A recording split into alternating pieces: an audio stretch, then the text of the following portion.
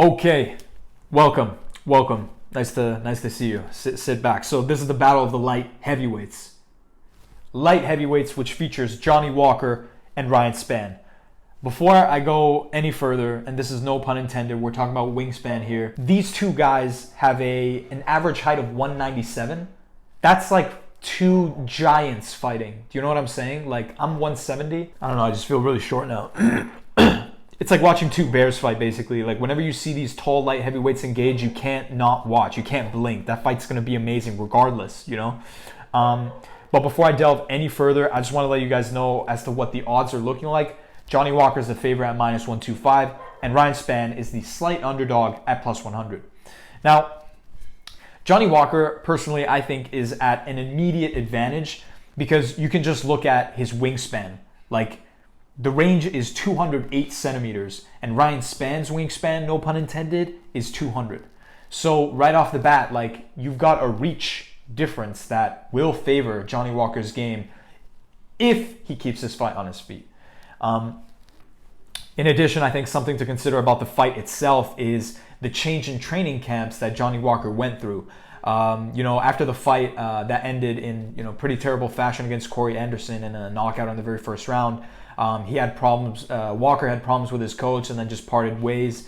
And now he decided to join the training camp in Ireland, from fame, which is also one that a pretty famous UFC fighter, Conor McGregor. I don't know if you guys know him. Pretty famous guy. Also John Kavanagh, really, really good grappling coach. He joined forces with them.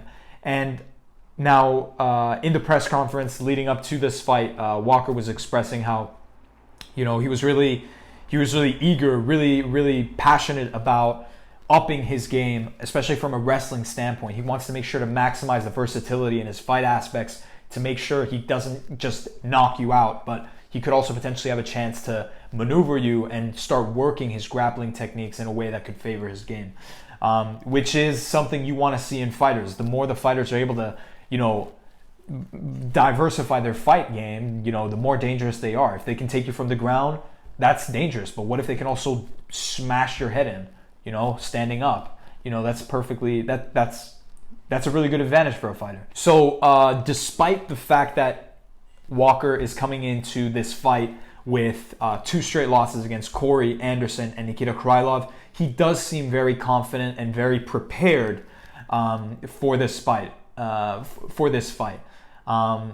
It is of no doubt that he's put in the work during these months leading up to this fight, and he's going to be a dangerous fighter. There's a reason why this guy is a favorite. So who is he facing? He's facing Ryan Spann, extremely hard hitter. Look up any highlight Ryan Spann. Dude, if this guy hits you, it's like getting hit with a baseball bat. Like, I swear, I've never felt it, thank God, or I wouldn't be here, but this guy is an extremely hard hitter. We've seen it in performances against Antonio Nogueira, Alex Nicholson, Myron Dennis, and the list goes on. Like, all those 3 fights ended in first-round knockouts. Yeah, sure, you could tell me, yeah, but it wasn't in the UFC. Well, listen, professional fighting is professional fighting. And ending 3 fights in knockout fashion is not something that anyone does. Hell, I couldn't do it, but I'm a little twig. But still, like, it's a difficult thing to do, all right? He's coming into fight night with 8 straight wins. That's 8 straight wins. Now, that's an extremely impressive record. That's a record of a fighter that's on a mission to take over. Now, why do I think he's an underdog? I mean, dude, someone who wins 8 fights in a row, why is he the underdog? Why wouldn't he be a minus 500 favorite? Well, it's because of the fact that not all those fights were in the UFC. Specifically, only 2. Yeah, specifically, he's only fought 4 times in the UFC, but hey, the times he's fought in the UFC, he's taken home the dub. So, again, Ryan Spann, very dangerous prospect. Definitely don't undermine his abilities because he could be very dangerous against Johnny Walker. Now, I don't see this fight ending in a decision. I'm just going to say that. And this is the same as a few other fights, which makes this card a really interesting one to check out. I don't see this fight ending in a decision. Like, if you look at the records of these two guys, like, Johnny Walker has only let 2 of his 22 professional fights end via decision. And on the other hand, Ryan Spann has only let 5 of his 23 professional fights end via decision. So these two guys want to not leave it in the hands of the judges, which is right for them to do so. They want to go in there, fight to the death, hopefully, knock each other out, and then call it a day. And that's what the audience wants to see, and that's just what the sport is about. That's what the UFC is about. So now, despite Walker being the favorite, if you want to look at odds, Walker's the favorite.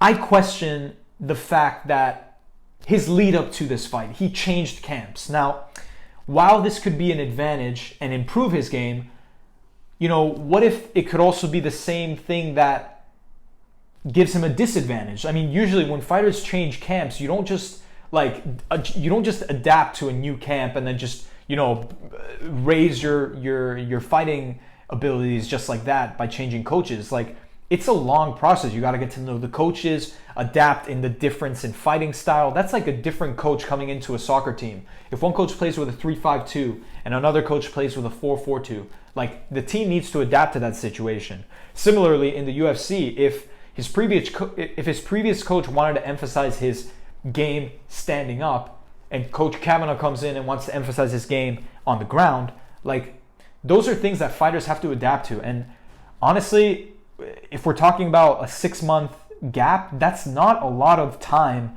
for a fighter to adapt to these changes, in my opinion. I could be wrong, but that's just something to consider. So Spann, on the other hand, he hasn't switched camps. Like, he's maintained his same camp, and he's just been consistent with his preparation. Not saying Walker hasn't, but he's just had a lot of different switches, and then he wants to go in Ireland, and then the whole, especially obviously under the whole situation now, the whole pandemic now, it's just like it makes things even harder. But again, I don't want to undermine a fighter like Ryan Spann. Yeah, sure, he's timid, he's shy, he won't trash talk you, but when you get in there in that octagon, like, he's coming for war. Like, he's an extremely hard hitter, as we've said. And his submission game, I believe, outclasses that of Johnny Walker. I don't know how much it has improved since the last time we've seen him, but again, if we want to look at Ryan Spann, he's ended 11 of 18 total wins via submission, and that's a respectable record. It shows that versatility in fighter that Johnny Walker lacks, in my opinion. Johnny Walker will crack your chin, no problem, but like, you don't see Johnny Walker going for those, barbo chokes or like triangle chokes, or you've seen guillotines once in a while, but like, his level of expertise, I don't think from a wrestling standpoint matches that of Ryan Spann. I could be wrong though. So I'm going to go against the herd. I mean, we've seen underdogs win in the UFC. That's the beauty of the sport. I think Ryan Spann is going to win this one. And I don't know how. Like, knockout is difficult, but we have to say at the same time that Johnny Walker's losses, the majority of them have come from knockout. I think 3 of his last 4. I think three of his 4 losses have come from knockout. So if Ryan Spann were to knock him out, I wouldn't be surprised. It's a difficult thing to do, but in terms of size, they're both extremely large. But again, that's how I think this fight is going to go. I think Ryan Spann is going to defy the laws of gravity and just completely shatter him. I mean, he's also coming in with an 8-fight win streak. Like, that's not something that everyone does. That's how I think this fight is going to go, but I'm interested to know what you guys think. Comment down below. Let me know. Let's get a discussion going. I'm interested to know different perspectives. If you like this video, if you liked these predictions, I'm going to make more. Not just now, but also in the next UFC cards. Adesanya against Borrachinha, Paulo Costa. That's something that I'm going to cover. I'm really passionate about that. If you're interested in that, subscribe to the channel to be notified when I post. And if you do subscribe and I see you guys in the next one, then I'll see you guys in the next one.